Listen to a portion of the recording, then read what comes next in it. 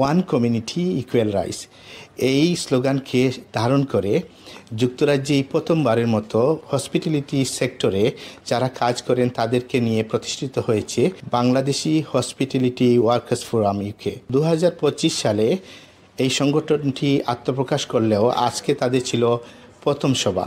এই সভায় সবাই ঐক্যমত পোষণ করেছেন যার যার অবস্থান থেকে এই হসপিটালিটি খাতের আলোকিত বিষয়গুলো যেমন তারা তুলে ধরবেন, পাশাপাশি এখানে যে দীর্ঘদিন থেকে শ্রমিকের ন্যায্য অধিকার প্রাপ্তি হচ্ছে না, যারা বঞ্চিত হচ্ছেন তাদের বিষয়ে তারা উচ্চকণ্ঠ হবেন এবং সম্মিলিতভাবেই তারা এই সামাজিক যোগাযোগ মাধ্যম সহ সব জায়গাতে তাদের একটা ভয়েস রেজ করবেন, যাতে করে ব্রিটেনের মতো ডাইভার্স কমিউনিটিতে একজন শ্রমিকের যতগুলো অধিকার আছে সেগুলো তারা বাস্তবায়নের জন্য কাজ করবেন। ওয়ান কমিউনিটি ইকুয়াল রাইট নিয়ে আলোচনা সভার সর্বসম্মতিক্রমে আমরা একাত্মতা পোষণ করেছি।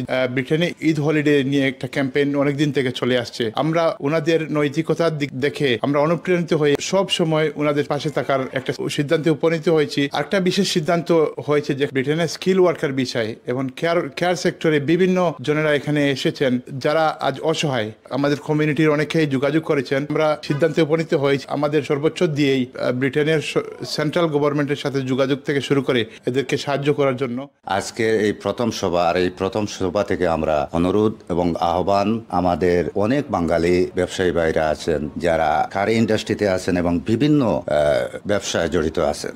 দুঃখজনক হলেও সত্য যে আমরা একটা জিনিস থেকে বারবার বঞ্চিত হচ্ছি, কিন্তু এই বয়সটা আমরা রাইজ করতে পারছি না। কিন্তু এখানে আমি একটি কথা না বললে না হয়, দীর্ঘদিন থেকে 52 বাংলা এবং সাপ্তাহিক পত্রিকা যুগান্তকারী কাজ করে যাচ্ছেন, কিন্তু আজকে আমরা ওনাদের এই কাজ দেখে আমরা নিজ থেকে উৎসাহ নিয়ে যে আমাদের এই সংগঠনের মাধ্যমে এই ধরনের অধিকার আদায়ের লক্ষ্যে আমরা কাজ করব, এইটুকু ব্যক্ত করার জন্য আজকের এই অনুষ্ঠানের আয়োজন এবং এই সংগঠনকে নিয়ে আমরা অনেক দূর এগিয়ে যেতে চাই। ব্রিটেনে হসপিটালিটি খাতে যারা কাজ করেন তাদের অবদান অনস্বীকার্য এবং এখানে অনেক পজিটিভ বিষয়গুলো যেমন আছে, তেমনি এখানে আলোর নিচে অন্ধকারের মতো অনেক বিষয়গুলো এখানে জড়িত। তারা বলছেন হসপিটালিটি খাতে বিশেষ করে রেস্টুরেন্টে যারা কাজ করেন তাদের নাগরিক অধিকার, বিশেষ করে শ্রমিকের অধিকার সহ বিভিন্ন উৎসবে তাদের ছুটি সহ অন্যান্য যে বিষয়গুলো থেকে থাকে তারা সেগুলো পাচ্ছেন না। তারা বলছেন মানবাধিকারের বিষয়টাকে যদি সামনে নেওয়া যায় তাহলে স্পষ্টত এটা মানবাধিকার লঙ্ঘন।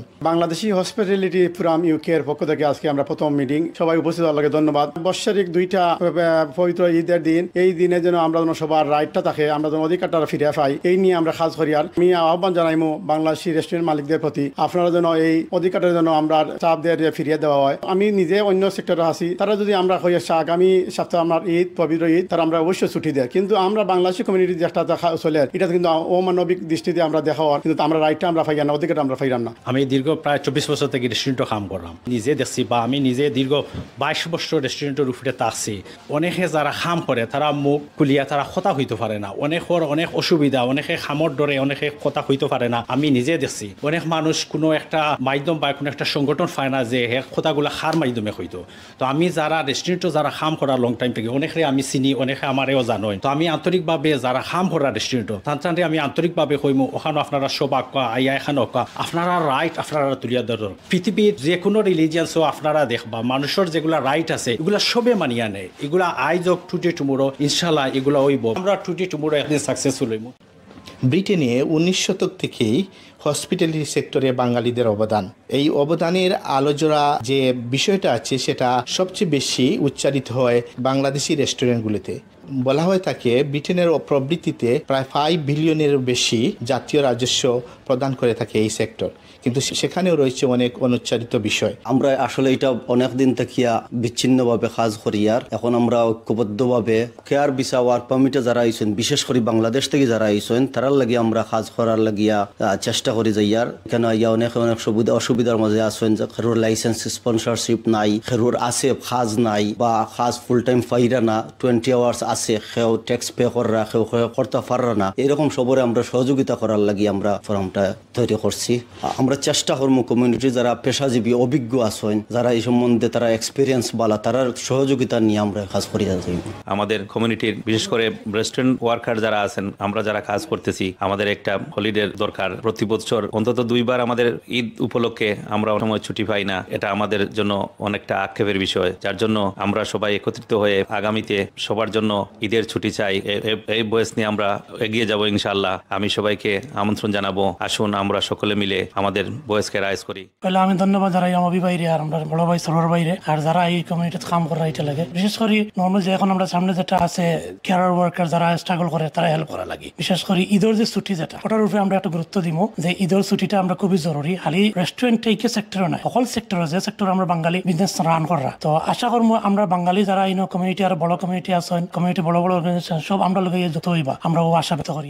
আজকে যুক্তরাজ্যে ঈদের ছুটি চাই ক্যাম্পেইনের সাথে তারা সরাসরি একাত্মতা প্রকাশ করেছেন এবং বলেছেন যুক্তরাজ্যে ঈদের ছুটি চাই ক্যাম্পেইনে যতগুলো ইভেন্ট হবে কিংবা যতগুলো কর্মকাণ্ড হবে সেই জায়গাতে তারা ক্যাম্পেইনের সাথে সম্পৃক্ত থেকে তারা কাজ করবেন। তারা ধন্যবাদ জানিয়ে বলেছেন যুক্তরাজ্যে ঈদের ছুটি চাই ক্যাম্পেইনটা দেখেই মূলত তারা অনুপ্রাণিত হয়েছেন। তারা এখন মনে করেন তাদের জন্য একটি শক্তিশালী ভয়েসের দরকার এবং সেই প্রেক্ষিতেই তারা এই সংগঠনের আত্মপ্রকাশ করেছেন।